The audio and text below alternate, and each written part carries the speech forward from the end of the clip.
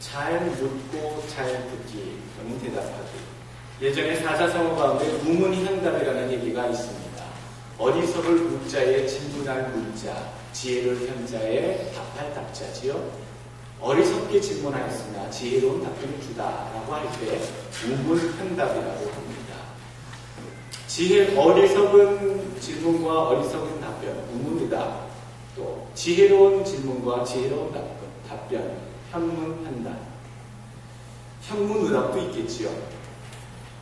우리가 자주 듣는 상황은 아마 우문현답 또는 현문현답, 이 두 가지가 대립을 이루지 않을까 하는 생각을 해보게 됩니다. 오늘 우문현답이라고 하는 사자성어가 있듯이 오늘 여러분들께 한 가지 하나님께 이 교훈을 통해 사자성어를 드린다 한다면 현문현답할 수 있는 성도가 되자라는 얘기를 드립니다. 현문현답, 지혜로운 질문과 지혜로운 답변을 구하는 자가 되시다. 대학교 때 늘 고민하던 문제가 하나 있었습니다. 이성 문제가 아니고요. 대학교 때 들어가면 청년의 때에는 왜 그렇게 세상의 비리와 공동체나 내 주변의 부조리가 눈에 띄는지 모릅니다. 왜 그렇게 마음에 정의감이 불타오르는지요. 가장 큰 문제, 여러분들 그런 문제 지금도 고민하실지 모르겠습니다만, 왜 불의, 악한 일, 부자는 영원히, 악한 부자는 잘 되고, 왜 선한 사람들은 고민하고 힘들어하고 좌절해야 하는가? 하나님이 살아계시고 자비하신 분이 살아계시고 정의가 살아있다면, 하나님이 살아계시다면 이 땅에 정의가 세워져야 되고 잘못된 일이 올바로 세워져야 하는데 왜 하나님은 그렇게 매달리고 기도해도 그것을 고쳐주지 아니하시는가? 여러분들 대학교 들어가셔서 이런 고민 안 해보셨습니까? 저는 이 고민이 참 깊고 컸었습니다. 이제 그런 고민들을 그렇게 많이 하진 않습니다. 나름대로 하나님께서 답을 주셨고 깨닫기도 했습니다. 말씀을 통해 하나님께서 정녕 악인들을 심판하시며 지금 악인들을 바로 심판하지 아니하시는 것은 악인들에게 회개하고 돌아올 수 있는 자비하심을 진노 중에도 자비를 잃지 아니하신 하나님을 내가 알기 때문에, 그러나 종국에는 마지막에는 그 악한 것에 대해서 하나님 심판하실 날이 곧 올 것이다 라고 하는 지혜의 말씀에 대한 확신 때문에 더 이상 그 문제에 대해서 고민하지 않습니다. 그런데요, 그런 근본적인 문제가 답이 얻어져서 마음이 후련하는 경우도 있습니다만, 살다가 보니까 왜 나에게 이런 뜻하지 않은 일이 일어날까? 어떻게 우리 집에 하필 나에게 드라마나 다른 사람에게만 일어날 줄 알았던 그러한 일이 나에게 일어날 수 있다는 말입니다. 이런 일들이 우리에게 간혹 닥치곤 합니다. 가까웠던 사람이, 아내가 남편이 병이 들거나 또는 자녀가 문제가 생기거나 잘나가던 사업이 문제가 생기거나 또 뜻하지 않은 일들이 터져서 인간관계가 복잡해지거나 내가 원인을 뿌리지 않았음이 확실한데도 불구하고, 내가 잘못하지 않았음에도 불구하고 나는 왜 이런 고난을, 나는 참 박복하여 이렇게 늘 당하고만 사는가?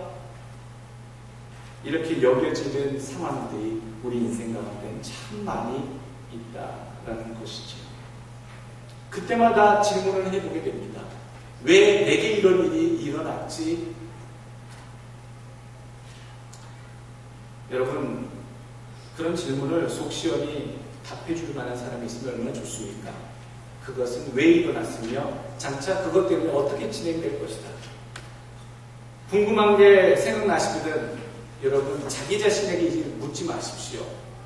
남편이나 아내나 같은 사람이기 때문에 감당할 수 없는 문제에 대해서 답을 가진 사람은 이 땅에 그리 많지 않습니다.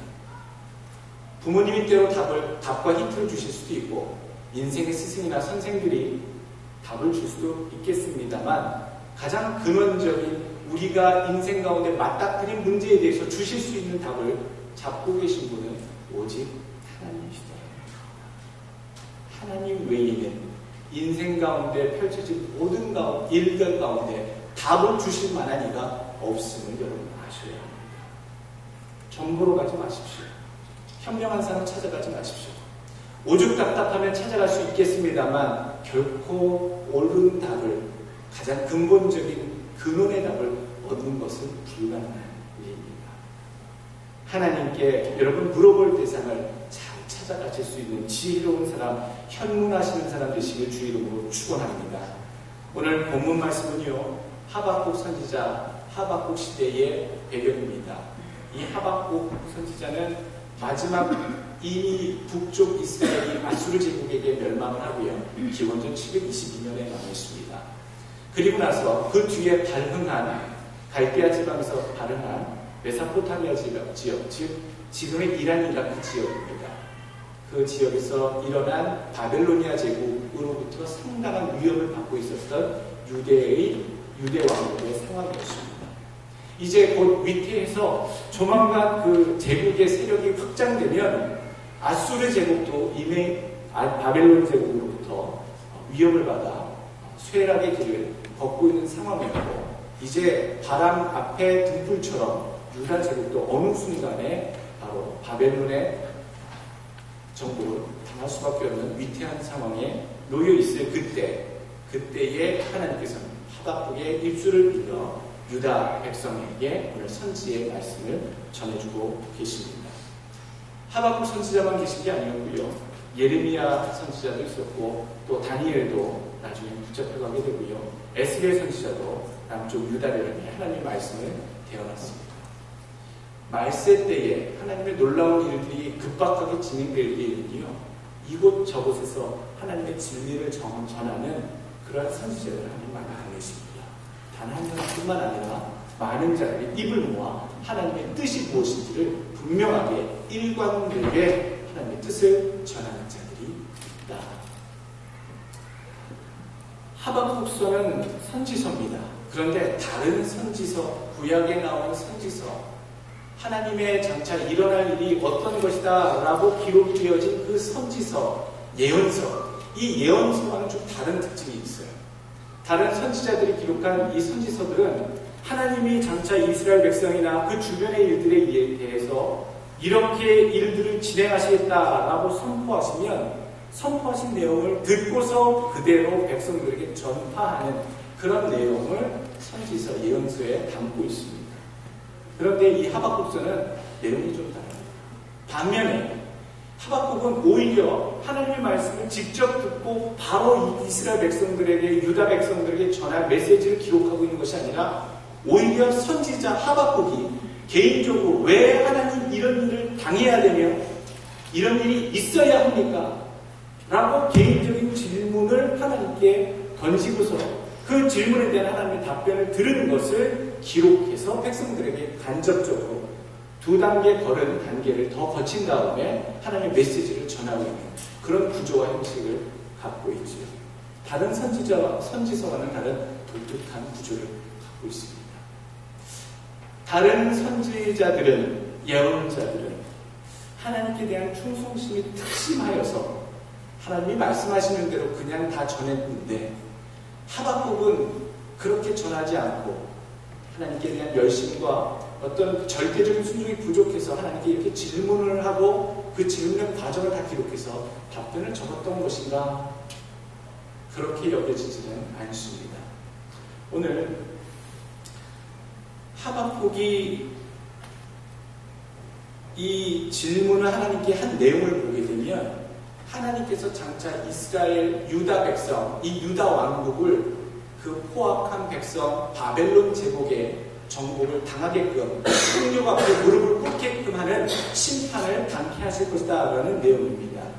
그런 내용의 그런 메시지를 들은 이 하박국 선지자는 두 가지 의문을 하나님께 여쭈시어 하나님의 백성을 하나님 망하게 하시겠습니까? 하나님의 백성이 장차 다가올 엄청난 폭력 앞에 전쟁의 위협 속에 놓이게 되는데 하나님 왜 외면하십니까? 왜 가만히 계십니까? 이러실 수 있습니까? 이런 내용이 1절서부터 4절까지의 하나님께 대한 첫 번째 하박국의 질문입니다. 왜 이런 일이 우리에게 있으며 왜 하나님 이렇게 하시고 왜 잠잠하십니까? 하나님의 답변은 간단하시죠. 모든 것이 다 내 뜻 가운데 있다. 여러분 6절 말씀 한번 보시죠. 보라, 내가 사납고 성급한 백성 바벨론이요 곧 땅의 넓은 곳으로 다니며 자기 수요 아닌 거할 곳을 점령하는 갈대아 사람들을 일으켰나니. 6절 초두에 내가 마지막에 일으켰나니, 하나님께서 갈대아 사람들, 즉 바벨론 제국의 그 손길을 이용해서 하나님이 강권적으로 그들을 이용하고 계시다라고 얘기하고 계십니다. 하박국이 그 하나님의 말씀에 깊이 깨달은 것 같습니다. 깨닫고 안 것 같습니다. 여러분, 오늘 하박국이 정말 몰라서 질문을 했을까라는 생각도 해보게 됩니다. 궁금하겠지요. 왜 하나님이 굳이 이방의 민족의 손길을 통해서 하나님의 백성을 치정하시는가? 하나님이 하신다면 왜 그렇게 끔찍한 일을 다른 사람의 손을 빌려서 당하게 하시는가? 그런 질문들을 하박국은 이스라엘 백성을 대신해서 하나님께 여쭙고 있는 겁니다. 여러분, 개인적인 질문 같았었지만 결론적으로 그 백성들을 위한 질문이었다는 것이지요.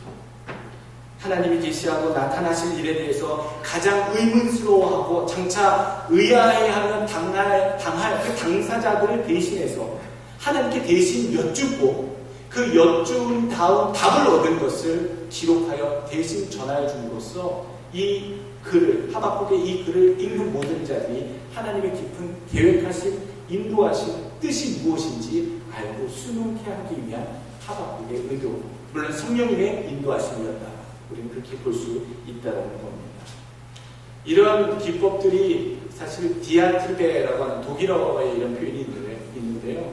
학술적으로 어떤 진리나 어떤 내용을 전달할 때에, 진리를 전달할 때에 전달하는 사람이 일방적으로 진리를 선포하는 것이 아니라 그 진리를 선포했을 때 던져질 수 있는 반문, 질문 이런 것들을 먼저 선수쳐서 선포하는, 진리를 얘기하는 사람이 그 질문을 건네는 그런 방법, 그리고 그 질문에 대해서 자기 스스로 답을 달 수 있도록 하면서 진리에 접근하게 하는 방법들을 디아티베라고 하는 독일어로 학술적 서술 방법이라 얘기를 합니다. 근데 이런 방법들이요, 참 그리스, 로마 그 철학을 논했던 헬레니즘 문화 속에 참 많이 그 이전서부터 깊이 있었다는 얘기입니다. 여러분, 플라톤의 대화라고 하는 대학교 1학년 때 읽었던 책들이죠. 철학 기억을 들으면 교수님이 읽어와라라고 하는 것, 안 읽어보신 분들도 있을까요?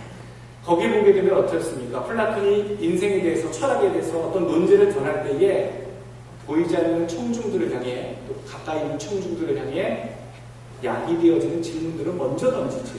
그리고 나서 거기에 대한 답변을 하게 되면 자기의 답을 달아주는 형식으로 진리에 대해서 깨닫게 도와주는 형식, 그것이 바로 디아트립의 형식이다. 오늘 자세히 보게 되면 이런 형식들, 하나님이 하신 일들, 참 그것만 듣고 나서는 무엇이 어떻게 왜 꼭 그렇게 일이 진행되어야 되는지 도무지 아무것도 알 수 없는 상황에 놓여있는, 공황 속에 빠질 수밖에 없는 백성들에게 왜 그런 일이 있으며, 왜 어떻게 일어나며, 언제 일어날 것이며, 그것은 어떠한 방향성으로 흘러갈 것에 대해서 하나님께서는 지금 하박국의 입술을 통해 질문하게끔 하시고 답변을 주심으로 백성들이 하나님의 의도를 잘 파악할 수 있도록 지금 돕고 계시다는 얘기입니다. 그러니 이런 질문들은 참 유익한 질문이죠. 하박국이 믿음이 없어서 하나님이 하시고자 하는 뜻에 대해서 몰라서가 아니라 종국적으로는, 결론적으로는 이 일을 당하게 될 백성들을 대신해서 질문을 하나님께 드리고 여쭙고 그 답을 받아 옮겨 적음으로써 장차 이 일을 당하게 될 백성들이 어떻게 마음의 준비를 하고 각오를 해야 하는지에 대해서 분명히 깨달을 수 있도록 하박국은 준비하는 마음으로 이것을 남기고 있다라는 얘기입니다. 여러분, 오늘 현문현답하시라라는 말씀을 드렸습니다. 여러분, 우리 주변에 일어나는 일들에 대해서 우리가 아는 것은 없습니다. 왜 이런 일이 일어나지? 라고 할 때에는요, 내가 답이 없기 때문에 스스로 묻는 내 스스로의 질문이 나오는 겁니다. 그럴 때에 여러분, 이것을 잘 하나님께 구할 수 있는 여러분 되시길 바라겠습니다. 질문도요, 성격이 있습니다. 진리를 알지 못하거나 정말 알고 싶어서 뭔가 잘 이해가 되지 않기 때문에 하는 질문, 가장 순수한 의미의 질문이 있고요. 또 두 번째 어떤 질문이 있냐면 상대방의 실수나 약점을 찾기 위해서 하는 질문이나 대적하기 위해서 하는 질문도 있습니다. 정치인들 이런 질문들 참 많이 하지요. 또 세 번째, 어떤 주어진 명령이나 요구 앞에서 그것이 부당한 것을 드러내기 위한 질문, 즉 순응하지 않기 위해서 하는 그런 질문들도 있습니다. 또 네 번째 어떤 질문이 있느냐면 자기가 자랑스러워, 자기가 굉장히 지혜롭고 똑똑한 사람인 것을 드러내기 위한 현학적인 질문도 있습니다. 그런 질문 꼭 안 해도 되는데 굉장히 자기가 지혜롭고 똑똑한 사람인 것을 어필하기 위해서 괜히 손들고 이렇게 잘난 척하려고 지혜롭게 대학교 1학년 때 우리들의 모습이지요. 죄송합니다. 제가 자꾸 대학교 1학년들을 뭐라고 치고 있는데 사실 대학교 들어가게 되면 가장 용감한 건 대학교 1학년, 세상에 대해서 좀 알아가는 건 2학년, 좌절하는 건 3학년, 어깨 쳐져서 다니는 건 4학년입니다. 여러분 한국의 대학교 무슨 의미인지 아실 겁니다. 대학교 1학년 때 그렇게 용감하게 참 맨날 손들고 교수님 이거 뭐지요? 라고 하면서 몰라서 묻는 게 아니고요. 내가 답을 알고 있고요. 나도 무슨 답변이 나올 줄 알고 있는데 그런 것을 꼬집어서 질문을 할 수 있는 똑부러진 청년 1학년입니다 라고 하는 것을 교수님들의 눈도장 찍힘 받기 위해서 질문하는 사람들이 참 많았고 그 중에 한 명이 저였습니다. 있으려고 하는 겁니다. 여러분, 우리가 질문을 할 때요, 우리는 순수한 질문을 할 수 있어야 됩니다. 그렇게 여러 가지 남을 대적하거나 그 상황에 순응하지 않기 위해서거나 아니면 자기의 지식을 자랑을 하기 위해서 하는 질문이 아니라 근본적인 문제, 잘 이해하고 깨닫기 위해서 하는 문제들을 질문들을 하십시오.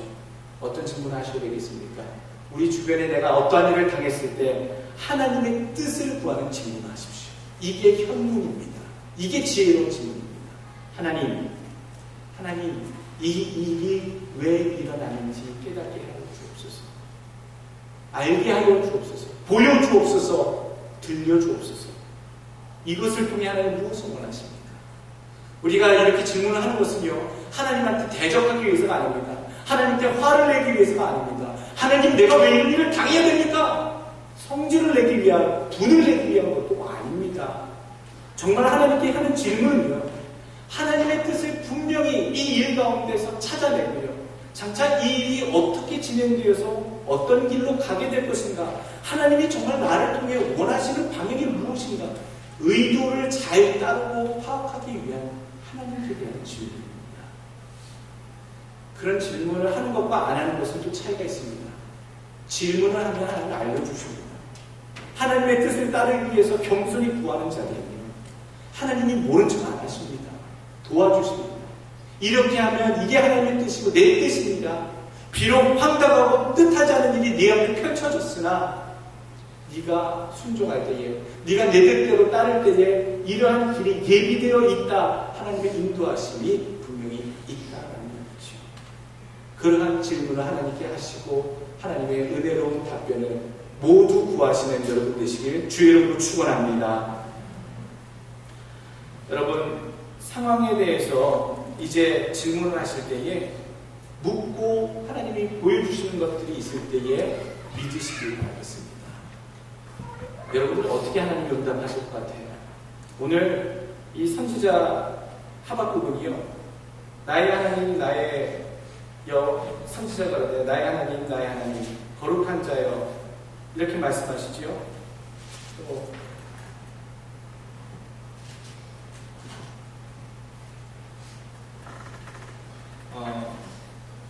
모든 상황에 대해서 하나님께서 잘 따를 준비를 하기 위해서 우리가 기다릴 때 하나님께서 말씀하시는데, 특별히 성 위에서 기다리고 또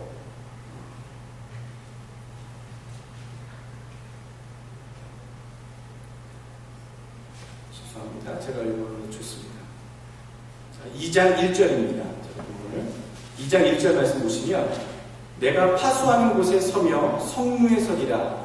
그가 내게 무엇이라 말씀하신던지 기다리고 바라보며 나의 질문에 대하여 어떻게 대답하실런지 보리라. 그리하였더니.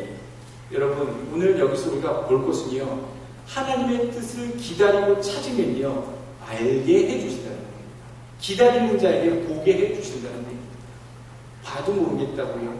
여러분, 이미 우리가요 많이 가리워져서, 다른 것에 눈이 가리워져서 관심이 없고 내가 듣기 원하는 답을 갖고서 다른 답변을 받지 않기 때문에 놓치는 경우가 많습니다.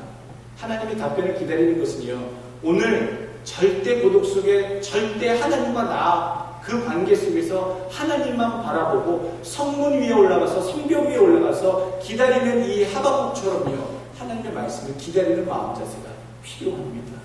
하나님 뜻을 찾기 위한 그 마음, 하나님이 내가 말하는 그 대답이 아니다 할지라도 무슨 말씀을 하시고 인도하시든지 간에 내가 따르겠나이다 라고 하는 그 마음의 자세를 찾는 자들에게 하나님이 답을 주신다. 그러므로 답을 주시기까지 기다리고 받은 자는 믿으라라는 얘기입니다. 5절 말씀에 그 하박국이 하나님께 들은 말씀을 전하고 있습니다. 여호와께서 가라사대 때 너희는 열국을 보고 또 보고 놀라고 또 놀랄지어다. 내가 너희 생전에 내가 한 가지 일을 행할 것이다. 혹이 어떤 사람이 너희에게 고할지라도 너희가 믿지 아니하리라. 문제는 뭡니까? 어떠한 사람이 어떠한 일에 나타난 일에 대해서 장차 이러한 일이 있을 것입니다 알려주고 듣게 해줘도 우리가 믿지 아니할 것이다. 안 받아들일 것이다. 그러니 우리는요 하나님의 뜻을 구할 때에 하나님 분명히 쉽게 알려주시고 보여주십니다. 그런데 문제는 뭡니까? 그것을 하나님의 뜻으로 여기고 받아들일 만한 마음의 준비, 믿을 만한 준비가 되지 않을 때에 우리는 하나님의 뜻을 외면하는 어리석은 길로 갈 수밖에 없다는 얘기입니다. 하나님의 뜻을 기다리는 자, 그것을 받은 자는 믿고 행하시는 여러분 되시길 주 이름으로 부탁드리겠습니다. 오늘 여러 가지 하나님의 뜻을 알기 위해서 잘 묻고 잘 듣기를 하라 말씀드렸습니다. 만나는 이들 가운데 나는 무엇을 해야 하는가? 무슨 질문을 해야 하는가? 여러분들 오늘 4가지 정도 내가 기억해야 할, 내가 그런 상황에 놓였을 때 기억해야 할 그 문장들을 첫 번째, 4번째까지 구분하였습니다. 첫 번째로는 뜻을 구하고 기다리라. 자, 여러분 한번 따라합시다. 하나님의 뜻을 구하고 하나님의 뜻을 기다리라.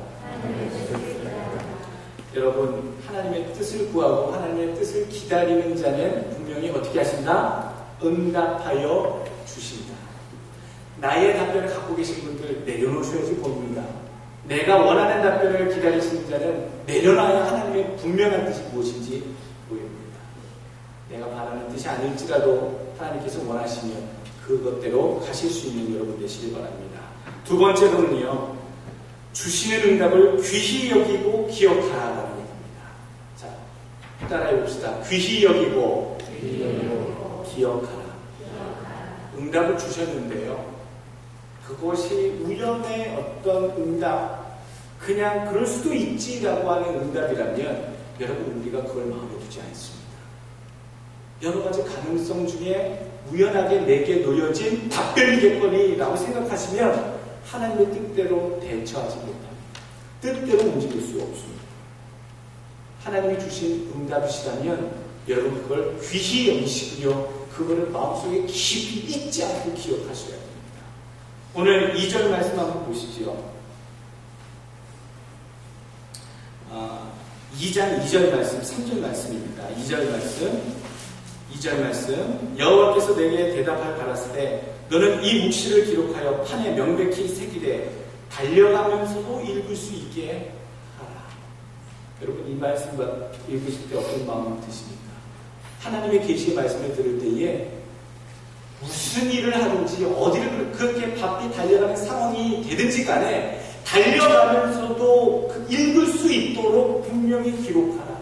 가까이 두라. 귀히 두라. 명심하라. 라고 하는 말씀이 하나님 해주고 계십니다. 하나님 뭐라고 응답하신 것 같아가 아니고요. 하나님 분명히 그렇게 하신다고 하셨어. 잊을 수 없고 잊어서는 안 되고 이렇게 될 줄로 믿어. 라고 하는 그 하나님 말씀에 대한 확신, 기억, 소중히 여기는 마음이 여러분께 분명히 있기를 부탁드리겠습니다.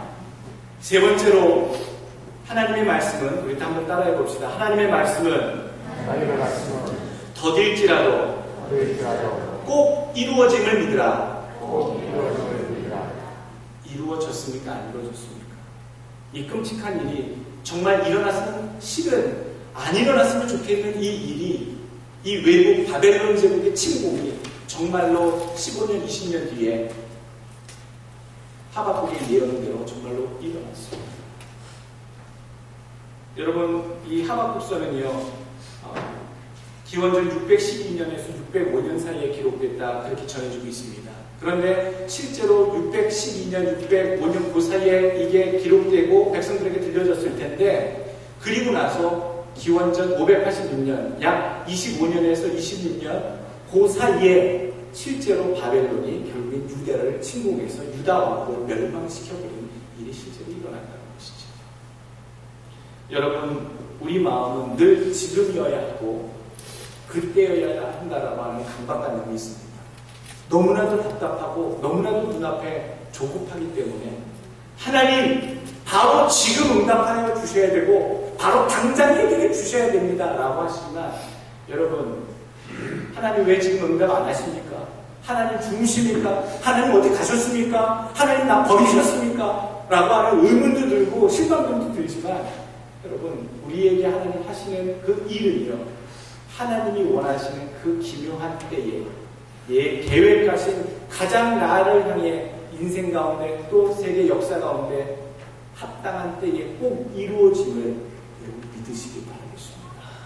여러분, 그것을 또 기다릴 수 있는 믿음, 더딜지라도 꼭 이루어짐을 믿는 믿음으로 사는 것, 그것이 귀합니다.